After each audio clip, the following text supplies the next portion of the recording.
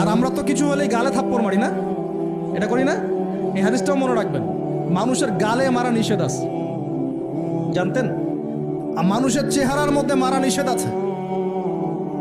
এই গালে চর মারা, গালে নাকে ঘুষি মারা, এই জিনিসগুলো নিষেধ আছে।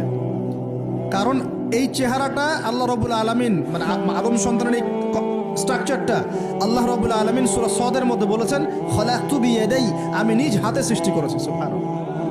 আর সেই মানুষকে তোমরা এমন নির্মমভাবে কেন মারো? সারা বিশ্বের দিকে তাকায় দেখেন, এখন প্রত্যেকটা জায়গায় রক্ত ঝরছে। কাদের? মুসলিমদের। কাদের? মুসলিমদের। আল্লাহ পাক আমাদেরকে বোঝার তৌফিক দান করুন।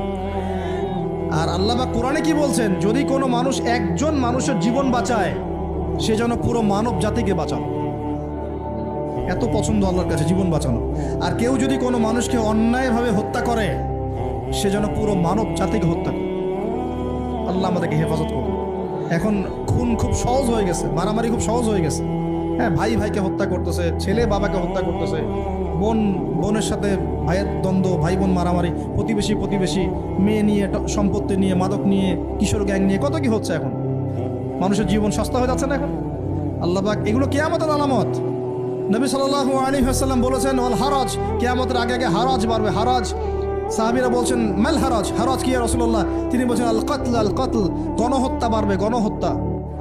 কিয়ামতের আগে আগে খালি গণহত্যা বাড়বে। দেখছেন না এখন? সারা বিশ্বের দিকে তাকায় দেখেন। যাই হোক, এই আদ এবং সামুদ জাতিকে আল্লাহ পাক ধ্বংস করলেন। এখন সামুদ জাতিকে ধ্বংস করলেন কেন? অহংকারের কারণে, কুফর শিরকের কারণে এবং মানুষকে পিটানোর কারণে। আল্লাহ বলছেন ওদেরকে ধ্বংস করেছি কি দিয়ে? সয়হাতান ওয়াহিদা। এটা ভালো করে মনে রাখবেন, সয়হাতান ওয়াহিদা মানে একটা শব্দ দিয়ে, প্রচন্ড ধুম একটা শব্দ, খালি এই এক শব্দে সবার কানের পর্দা ফেটে ফুটে জান বের হয়ে গেছে। আল্লাহু আকবার। এক শব্দে মানে ওদেরকে আলটিমেটাম দেওয়া হয়েছিল, তোমরা কি ফিরে আসবে? ওরা বলছে যে কি শাস্তি আসেন নিয়ে আসো। তখন আল্লাহ পাক বলছেন 3 দিন সময় দিচ্ছি, 3 দিন যা করার করে নাও। এই 3 দিন যে আল্লাহ সময় দিয়েছেন, এই 3 দিনে ওরা তওবা করে ফিরে আসে নাই, বরং এই 3 দিন ভোগ বিলাস করেছে। একদম পশু জবাই করেছে, খেয়েছে, মেয়েদেরকে নাচিয়েছে, মদ পান করেছে। 3 দিন ভোগ বিলাস ফুর্তি করেছে। মানে 2 হাতে যা পাও হাত পেতে নাও, এরকম চিন্তা। যা আছে এখন লুটে খাও, পরেরটা পরে দেখা যাবে। এই চেতনা আমাদের মধ্যে আছে না অনেকের মধ্যে? যা আছে এখন ভোগ করে নাও, কালকে যা হবে দেখা যাবে। হ্যাঁ, কালকে যা হবে দেখা যাবে, এখন যা আছে নাও, ভোগ করো। এই চিন্তা ছিল ওই 3 দিন সামুদ জাতির। ওরা ভোগ বিলাসে লিপ্ত হলো। হঠাৎ সকালবেলা তুম শব্দ, পুরো বিশ্ব, ওদের পুরো রাষ্ট্রটা কেঁপে উঠলো এবং সবগুলো মারা গেল। একটা শব্দ সব মারা গেল। সূরা কমার পরে দেখেন, সয়হাতান ওয়াহিদা, একটা মাত্র শব্দ দিয়ে আল্লাহ ধ্বংস করেছে।